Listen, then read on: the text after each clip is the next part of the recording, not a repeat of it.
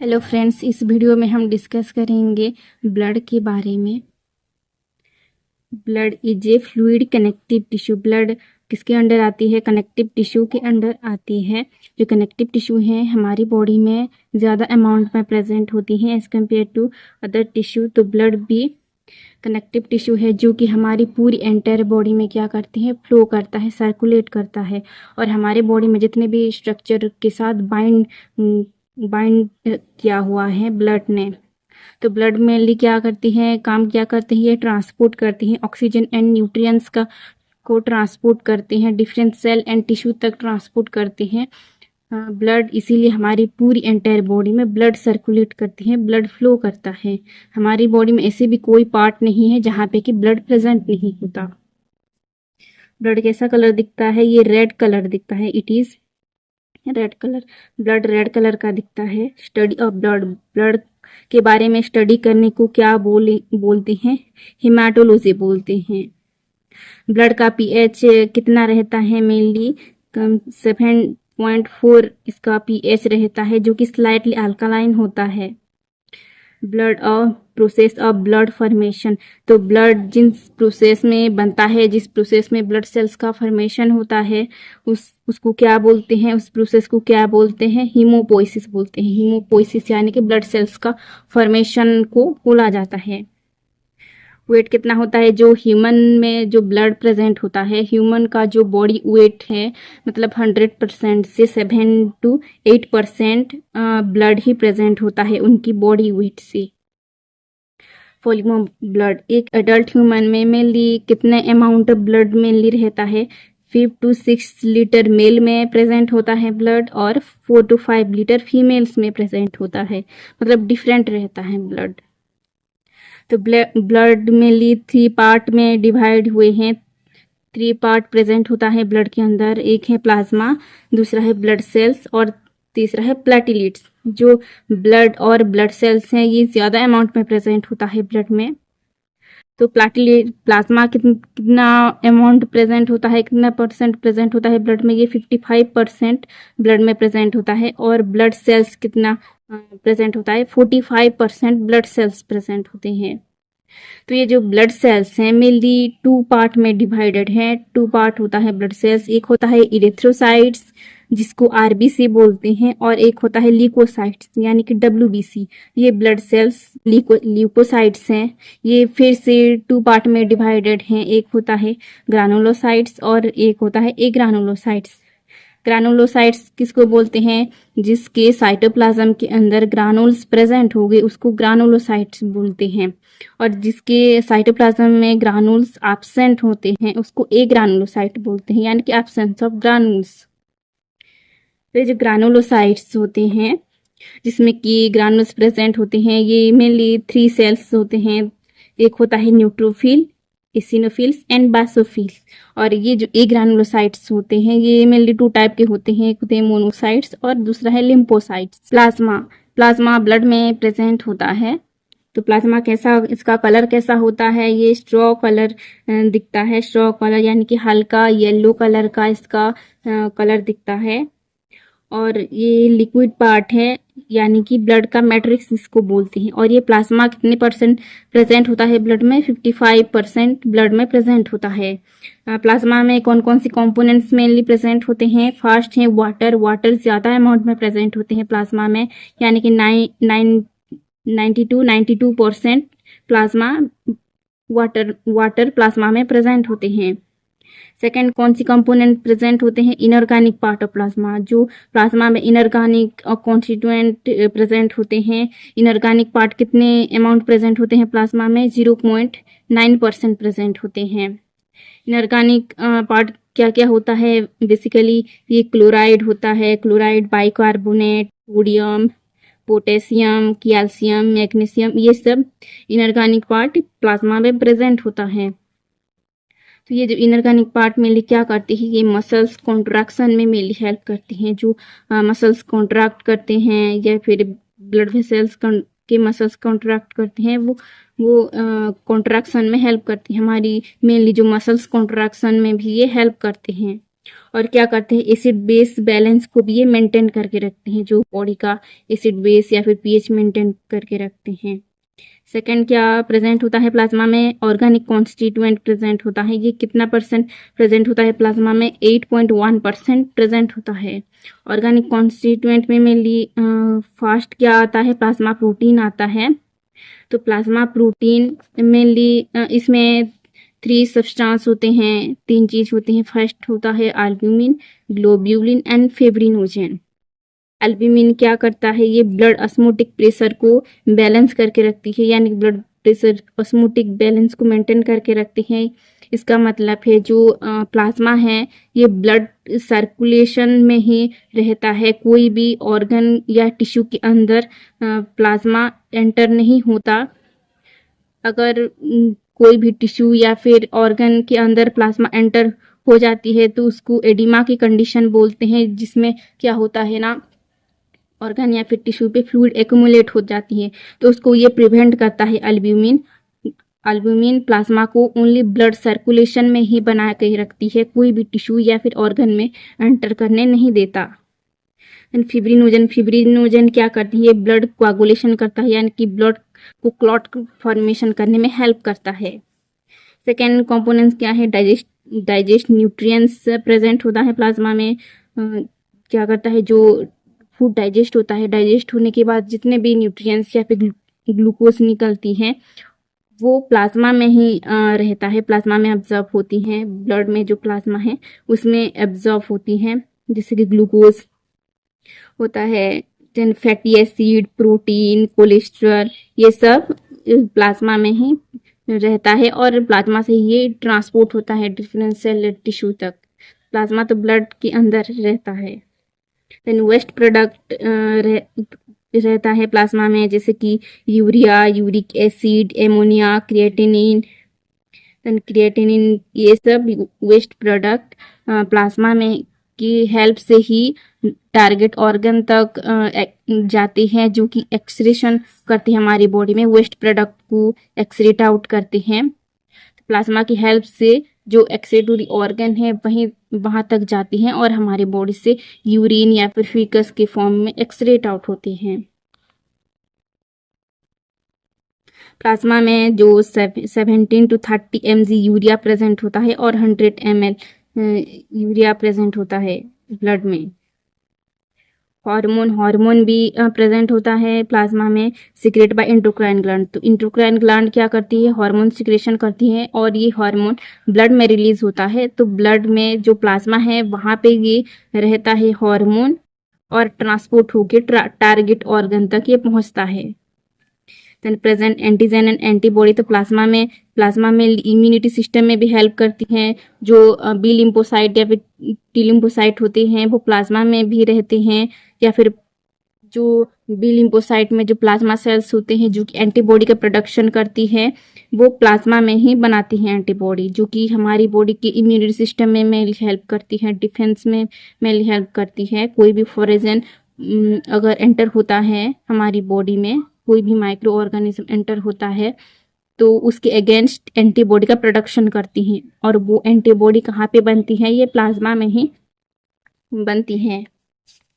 Functions क्या क्या करते हैं plasma mainly maintain blood pH, blood में जो पीएच होता है उसको मेंटेन करके रखते हैं। सेकंड काम क्या करते हैं, ये हमारी बॉडी में इम्यूनिटी सिस्टम में भी मेनली हेल्प करती है, क्योंकि यहाँ पे क्या प्रेजेंट होता है, बी लिम्फोसाइट प्रेजेंट होता है जो कि एंटीबॉडी का प्रोडक्शन करती है कोई भी माइक्रो ऑर्गेनिज्म के अगेंस्ट में। तो ये इम्यूनिटी सिस्टम में भी मेनली हेल्प करती है हमारी बॉडी में। आरबीसी का फुल फॉर्म क्या है, रेड ब्लड कर्पस्कल्स। आरबीसी को रेड ब्लड कर्पस्कल्स भी कहा जाता है, या फिर इरेथ्रोसाइट्स भी आरबीसी को कहा जाता है। आरबीसी कैसा दिखता है, इसका शेप कैसा होता है, ये सर्कुलर होता है, यानी कि ये सर्कुलर जैसा गोल दिखाई देता है, और ये बाइकनकेव होती है। बाइकनकेव यानी कि इसका जो बीच में क्या होता है, सेंटर में थिन होता है, थोड़ा थिन होता है, और उसकी सराउंडिंग में मोटे होते हैं। और सेंटर कैसा होता है, थिन होता है, पतला होता है, जिसकी हेल्प से ये गैसेस एक्सचेंज कर पाते हैं। जितने भी एक्सचेंज होता है ब्लड में, जितने भी न्यूट्रिएंट्स या फिर गैसेस का एक्सचेंज होता है वो वो उनका बीच में जो थिन होता है, पतला होता है, वो इजीली डिफ्यूज होने में हेल्प करता है। आरबीसी ब्लड सेल्स में कितने अमाउंट में प्रेजेंट होते हैं? 99% ब्लड सेल्स प्रेजेंट होते हैं आरबीसी में। आरबीसी कैसा होता है? नॉन न्यूक्लिएटेड होता है, इसमें कोई भी न्यूक्लियस प्रेजेंट नहीं होता आरबीसी में, इसीलिए ये डिवाइड भी नहीं हो सकती। और न्यूक्लियस प्रेजेंट नहीं होता और क्या प्रेजेंट होता है? हीमोग्लोबिन प्रेजेंट होते हैं। हीमोग्लोबिन क्या है? हीमोग्लोबिन एक पिगमेंट है जो कि आरबीसी में प्रेजेंट होता है, और ये हीमोग्लोबिन पिगमेंट क्या करता है? आरबीसी को रेड कलर प्रोवाइड करता है, जिसकी वजह से आरबीसी कैसा दिखता है? रेड कलर दिखता है।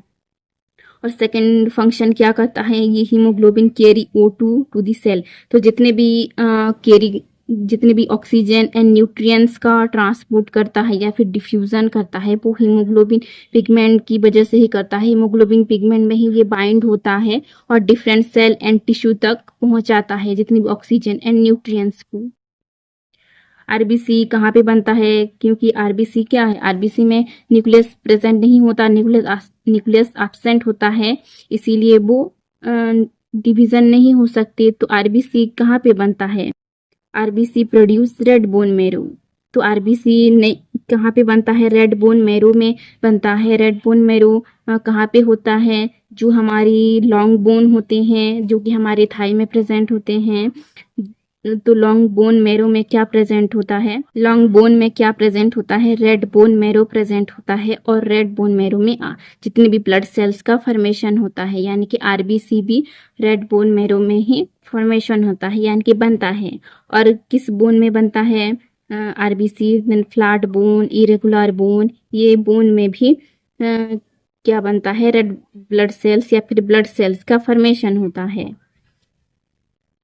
लाइफ स्पान कितना होता है, यानी कि कितने समय तक ये जिंदा रह पाते हैं RBC?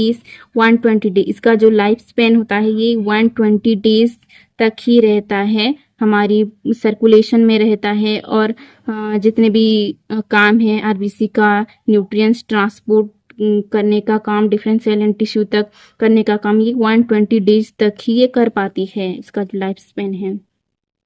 Formation of RBC in red bone marrow in 7 days. जो रेड बोन मैरो में आरबीसी का फॉर्मेशन होता है, तो रेड बोन मैरो में कितने दिन लगते हैं आरबीसी का फॉर्मेशन होना, बनना? 7 डेज का टाइम लगता है रेड बोन मैरो में। 7 डेज जब कंप्लीट हो जाती हैं तभी रेड बोन मैरो सर्कुलेशन में आ जाती हैं और उसका जो मेन काम, ट्रांसपोर्ट का काम ये करता है। Inside RBC, stem cell is present. It function different shape of cell. जो स्टेम सेल्स होते हैं बोन मैरो में, वो डिफरेंट सेल्स का शेप बनाता है, जैसे कि आरबीसी बनाते हैं, डब्ल्यूबीसी, प्लेटिलेट्स। तो इन सेल का क्या स्ट्रक्चर है? डिफरेंट स्ट्रक्चर है, वो बोन मैरो में स्टेम सेल्स ही बनाते हैं, प्रोड्यूस करते हैं। Formation of RBC is called erythropoiesis. जो बोन मैरो में रेड ब्लड सेल्स का फॉर्मेशन होता है, रेड ब्लड सेल्स फॉर्मेशन को क्या बोलते हैं? इरिथ्रोपोइसिस बोलते हैं। इरिथ्रोपोइसिस यानी कि रेड ब्लड सेल्स का फॉर्मेशन होना। After 120 days it destroy spleen and liver. जो आरबीसी का लाइफ स्पैन कितने टाइम होता है? 120 डेज होता है। तो 120 डेज जब कंप्लीट हो जाती हैं आरबीसी का, वो डिस्ट्रॉय होने के लिए, वो मरने के लिए कहाँ पे जाती हैं? स्प्लीन एंड लीवर में जाती हैं। स्प्लीन क्या है? स्प्लीन ब्लड बैंक है हमारी बॉडी का, कहा जाता है। और लीवर में ये जाके डिस्ट्रॉय हो जाते हैं, डैमेज हो जाते हैं। Formation of RBC, vitamin B12 is must important. हमारी बॉडी में आरबीसी बनने के लिए, आरबीसी का फॉर्मेशन करने के लिए कौन सी विटामिन ज़्यादा इम्पोर्टेंट है, ज़्यादा इम्पोर्टेंट रहती हैं? विटामिन B12 ज़्यादा इम्पोर्टेंट है रेड ब्लड सेल्स का या फिर आरबीसी का फॉर्मेशन के लिए। तो विटामिन B12 में किन चीज़ों से मिलती है? मीट से मिलती हैं और ग्रीन वेजिटेबल से मिलता है। After release red bone marrow nucleus loss. जब बोन मैरो में 7 डेज के बाद जो आरबीसी बनता है, आरबीसी में न्यूक्लियस प्रेजेंट होता है। जब 7 डेज कंप्लीट हो जाती है बोन मैरो में, तभी न्यूक्लियस रिलीज होके न्यूक्लियस गेन होके उसमें क्या पिगमेंट ऐड हो जाती है, जो कि हीमोग्लोबिन पिगमेंट ऐड हो जाती है, और उसके बाद वो ब्लड में रिलीज हो जाती है, सर्कुलेट हो जाती है, सर्कुलेशन में आ जाती है। तो destroy RBC to component produce, जब ब्लड में जो आरबीसी का 120 डेज कंप्लीट हो जाती है तो वो डिस्ट्रॉय हो जाती है। डिस्ट्रॉय होने में कैसा होता है, कैसे डिस्ट्रॉय होता है, कहाँ पे मेनली डिस्ट्रॉय होता है, लिवर एंड स्प्लीन में डिस्ट्रॉय होता है। तो वहाँ पे ये कैसे डिस्ट्रॉय होता है, तो ब्लड में क्या प्रेजेंट होता है, हीमोग्लोबिन पिगमेंट प्रेजेंट होता है। तो हीमोग्लोबिन पिगमेंट मेनली 2 पार्ट में डिवाइड हो जाते हैं। एक होता है हीमो यानी कि क्या आयरन, एंड बिलीरुबिन। बिलीरुबिन कैसा होता है, ये येलो कलर का दिखता है, ये एक पिगमेंट बन जाती है। तो हीमो क्या है, iron, iron as a body में रीयूज हो जाती है, जो कि न्यू ब्लड सेल्स का फॉर्मेशन करने में हेल्प करती है। और बिलीरुबिन क्या है, ये पिगमेंट है, जो कि ये कैसा दिखता है, येलो कलर का दिखता है। और ये पिगमेंट किस में रिलीज हो जाती है, ये बाइल में, बाइल के साथ रिलीज होती है। और ये मेनली हमारी बॉडी में जो यूरिन या फिर फीकस में ये एक्सक्रीट आउट हो जाती है, इसीलिए हमारी बॉडी में जो यूरिन या फिर फीकस येलो कलर का दिखता है, क्योंकि उसमें बिलीरुबिन पिगमेंट प्रेजेंट होता है। डब्ल्यूबीसी को व्हाइट ब्लड कर्पुसल्स कहा जाता है, या फिर ल्यूकोसाइट्स भी कहा जाता है डब्ल्यूबीसी को। तो डब्ल्यूबीसी क्या करता है, ये सोल्जर ऑफ द बॉडी, हमारे बॉडी में क्या करता है, ये सोल्जर जैसा एक्ट करता है, हमारी बॉडी को प्रोटेक्ट करता है। जब जब कभी भी हमारे बॉडी में कोई भी माइक्रो ऑर्गेनिज्म एंटर करता है, तभी वो डब्ल्यूबीसी वो माइक्रो ऑर्गेनिज्म को किल कर देती है और हमारी बॉडी को प्रोटेक्ट करती है। इसीलिए डब्ल्यूबीसी को सोल्जर ऑफ द बॉडी भी कहा जाता है। ल्यूको यानी कि ग्रीक वर्ड से ही आया है। जो ल्यूकोसाइट्स होता है वो ग्रीक वर्ड से आया है। डब्ल्यूबीसी का कलर कैसा होता है, इसका व्हाइट कलर होता है, क्योंकि ये जो डब्ल्यूबीसी में कोई भी हीमोग्लोबिन पिगमेंट प्रेजेंट नहीं होता। जैसे ब्लड में एक पिगमेंट प्रेजेंट होता है जिसके लिए ब्लड आरबीसी रेड कलर दिखाई देता है, वैसे ही डब्ल्यूबीसी में कोई भी पिगमेंट प्रेजेंट नहीं होता, इसीलिए इसका जो कलर कैसा होता है व्हाइट कलर का होता है।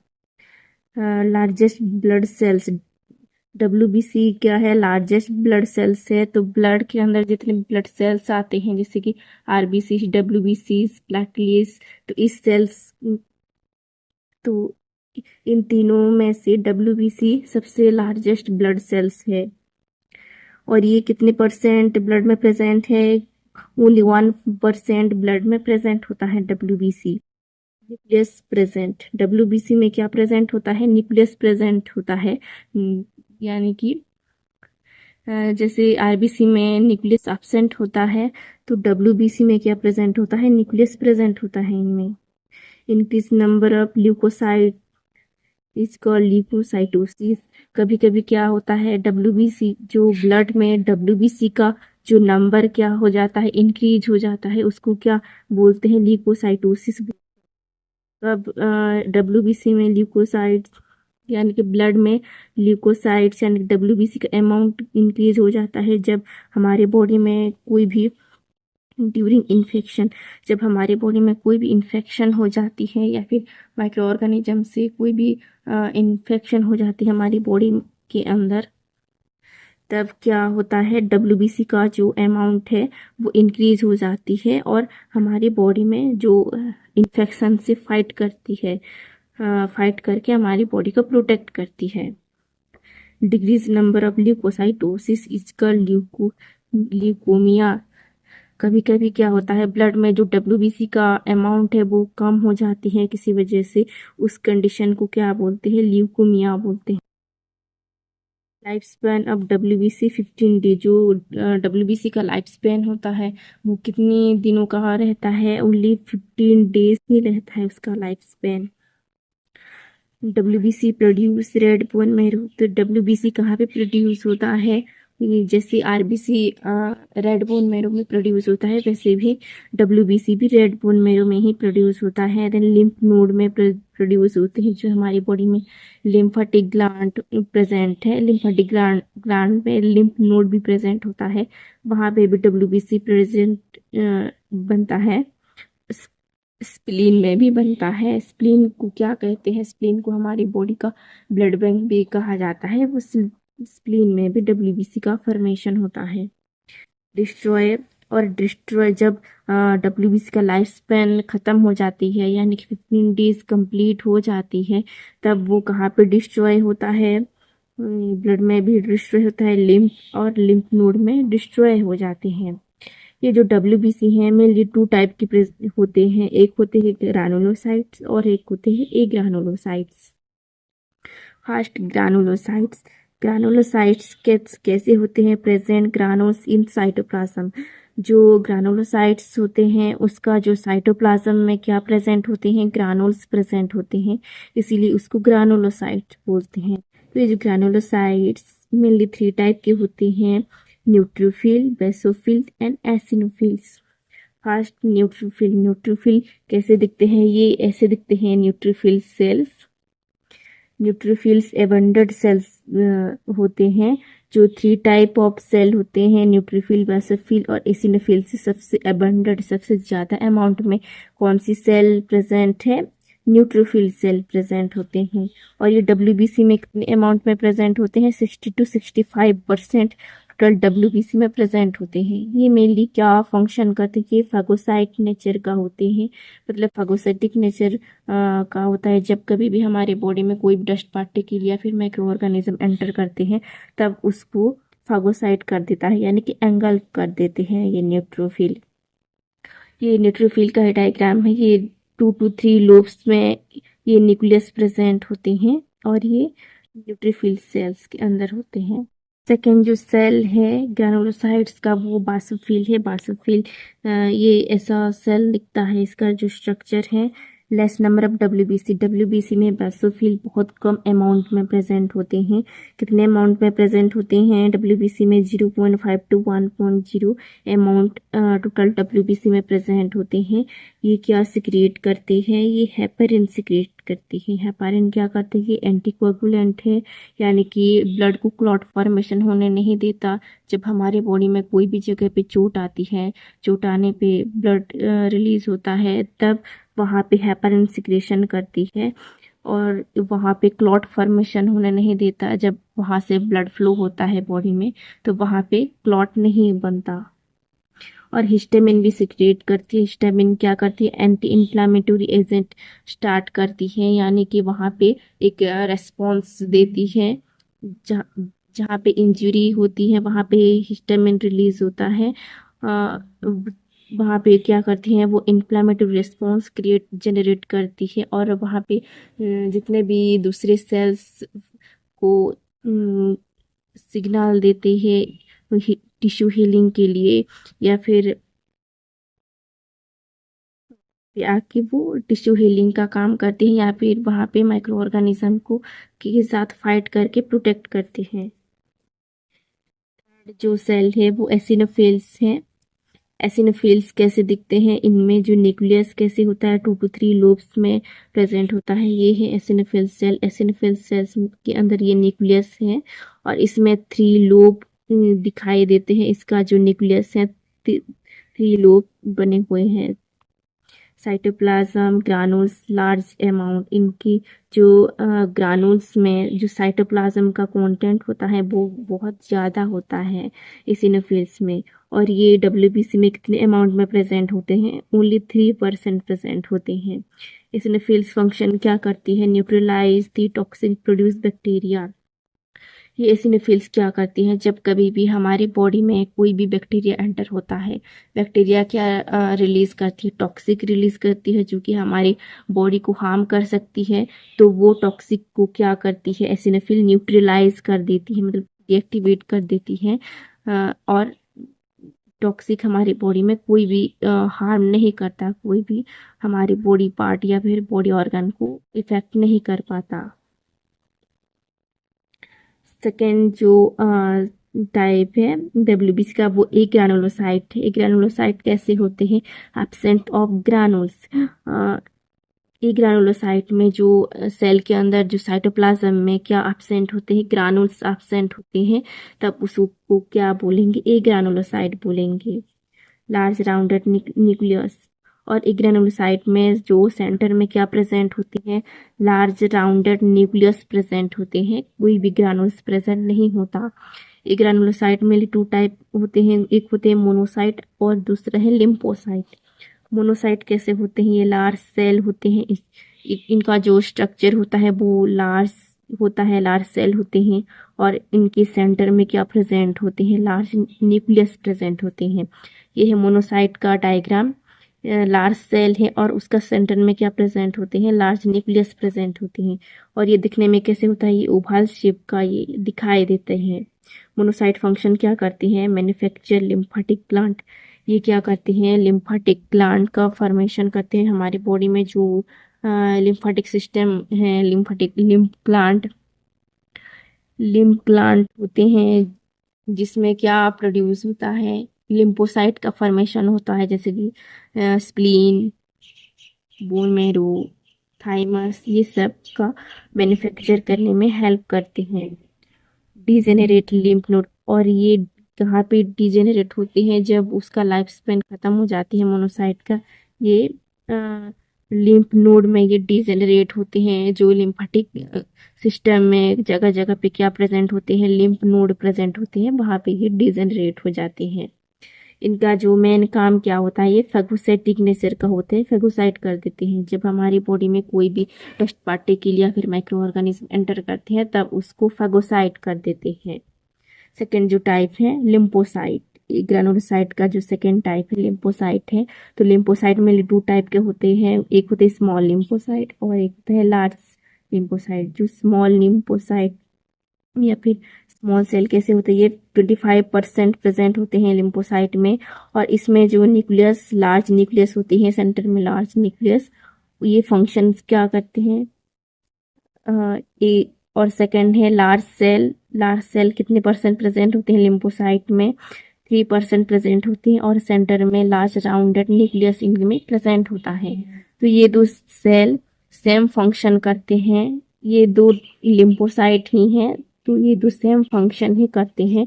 ये फंक्शन क्या करते हैं? इम्यूनिटी सिस्टम में हमारे हेल्प करते हैं, यानी कि ये एंटीबॉडी का प्रोडक्शन करते हैं। जब हमारी बॉडी में कोई भी माइक्रो ऑर्गेनिज्म एंटर करता है, तब उसके अगेंस्ट में क्या करते हैं? ये एंटीबॉडी प्रोडक्शन करते हैं, और उस माइक्रो ऑर्गेनिज्म से फाइट करके हमारी बॉडी में वो प्रोटेक्ट करते हैं।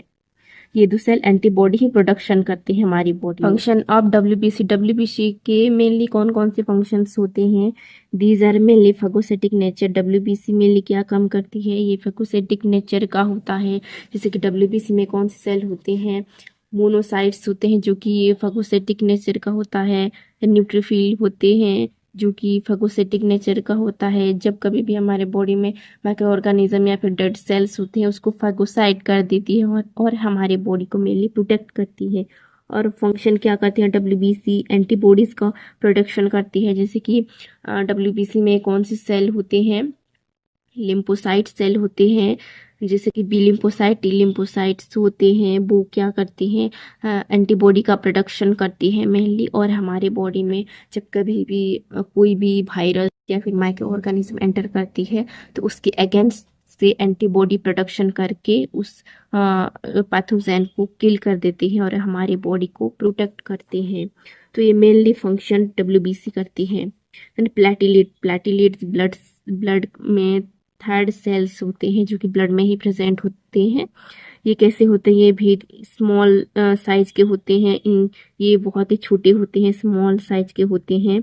They have no nucleus. इनके जो सेल में न्यूक्लियस एब्सेंट होता है।